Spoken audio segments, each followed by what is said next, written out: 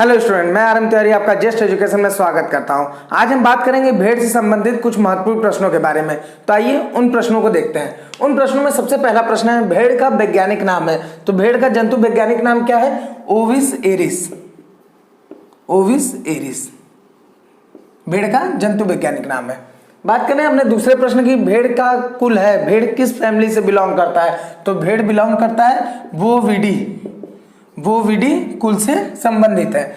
बात करते हैं अपने तीसरे प्रश्न की, भेड़ के शरीर का तापक्रम कितना होता है? तो भेड़ के शरीर का औसत तापक्रम होता है 39.1 डिग्री सेंटीग्रेड या 102.4 डिग्री फ़ारेनहाइट।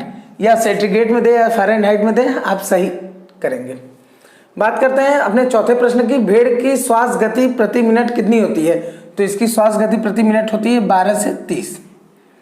बात करते हैं पांचवें प्रश्न की, भेड़ की नाड़ी गति। तो नाड़ी गति इनकी होती है 70 से 90 प्रति मिनट। बात करते हैं अपने छठे प्रश्न की, भेड़ का गर्भकाल होता है। तो भेड़ का गर्भकाल कितने गेस्टेशन पीरियड कितने दिन का होता है? तो लगभग 150 दिन का।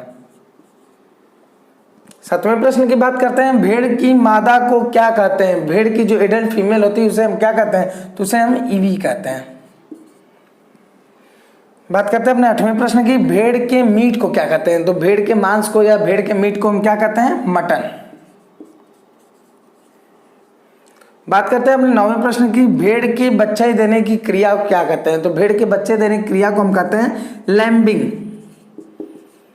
भेड़ के बच्चे देने की क्रिया को हम लैम्बिंग कहते हैं। और भेड़ के नवजात बच्चे को हम क्या कहते हैं? तो लैम्ब कहते हैं। भेड़ के नवजात बच्चे को हम लैम्ब कहते हैं। बात करते हैं अपने 10वें प्रश्न की, भेड़ की मैटिंग की प्रक्रिया कहते हैं। मैटिंग मतलब कपलिंग। कपलिंग की प्रक्रिया को क्या कहते हैं? तो हम टपिंग कहते हैं। टपिंग कहते हैं।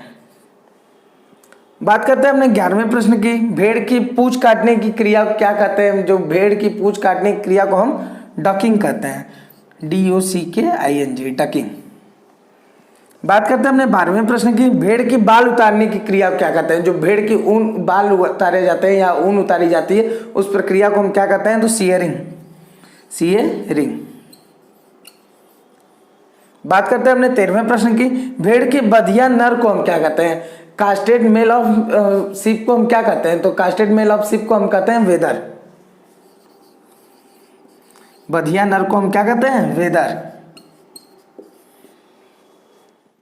अब हम बात करते हैं अपने 14वें प्रश्न के बारे में। तो 14वां प्रश्न है, केंद्रीय भेड़ एवं ऊन अनुसंधान संस्थान स्थित है। तो कहां पे स्थित है? अबिका नगर, राजस्थान। अबिका नगर, राजस्थान। अब हम बात करते हैं अपने 15वें प्रश्न की, पहली क्लोन भेड़ की नस्ल है। सबसे पहली भेड़ की क्लोन द्वारा विकसित कौन सी नस्ल है? तो क्लोन द्वारा सबसे पहली विकसित नस्ल है जिसका नाम है डॉली। बात करते हैं अपने 16वें प्रश्न के बारे में, सर्वाधिक ऊन उत्पादन करने वाली नस्ल है। तो विश्व में सर्वाधिक ऊन उत्पादन करने वाली कौन सी नस्ल है? मेरिनो, जिसका जन्म स्थान कहाँ है? स्पेन है इसका जन्म स्थान। लगभग विश्व में जो 80% ऊन प्राप्त होता है वो इसी से प्राप्त होता है। लगभग 80% प्रोडक्शन करती है वर्ल्ड में ऊन का। बात करते हैं अपने नेक्स्ट क्वेश्चन के बारे में, भेड़ की कौन सी नस्ल ऊन, मांस एवं दूध के लिए पाली जाती है?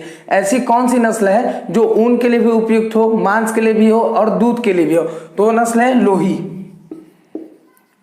लोही। लोही का जन्म स्थान कहाँ है?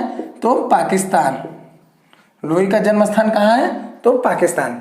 बात करते हैं अपने 18वें प्रश्न के बारे में, भेड़ की संकर नस्ल है। तो भेड़ की एकमात्र संकर नस्ल है जिसका नाम है हिसार डेल किसका क्रॉस है? तो बीकानेरी इंटू मेरिनो।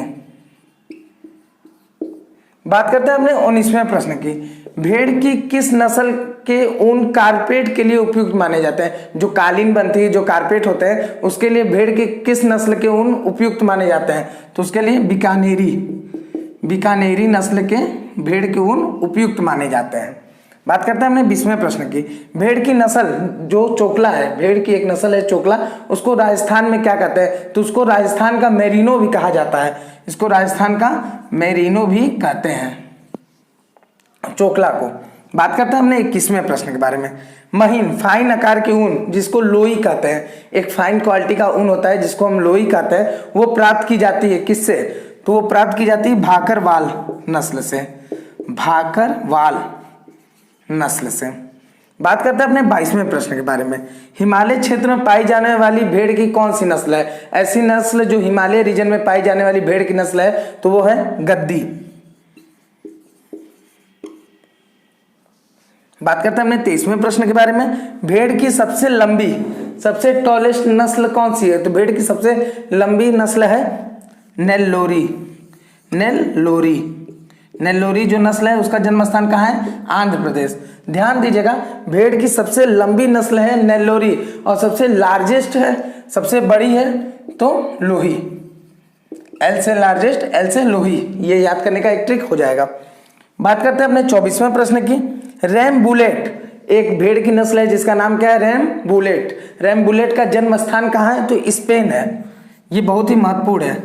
रैम बुलेट का जन्म स्थान कहाँ है? स्पेन है और ये डुअल पर्पस ब्रीड है, ये दुकाजी नस्ल है। और आखिरी क्वेश्चन को हम देखते हैं। स्टीफ लैम्ब नामक रोग, एक भेड़ में स्टीफ लैम्ब नामक रोग लगता है, वो किसके कारण लगता है? तो विटामिन ई के कमी के कारण लगता है। तो वो विटामिन ई के कमी के कारण लगता है। तो ये कुछ भेड़ से संबंधित महत्वपूर्ण प्रश्न थे।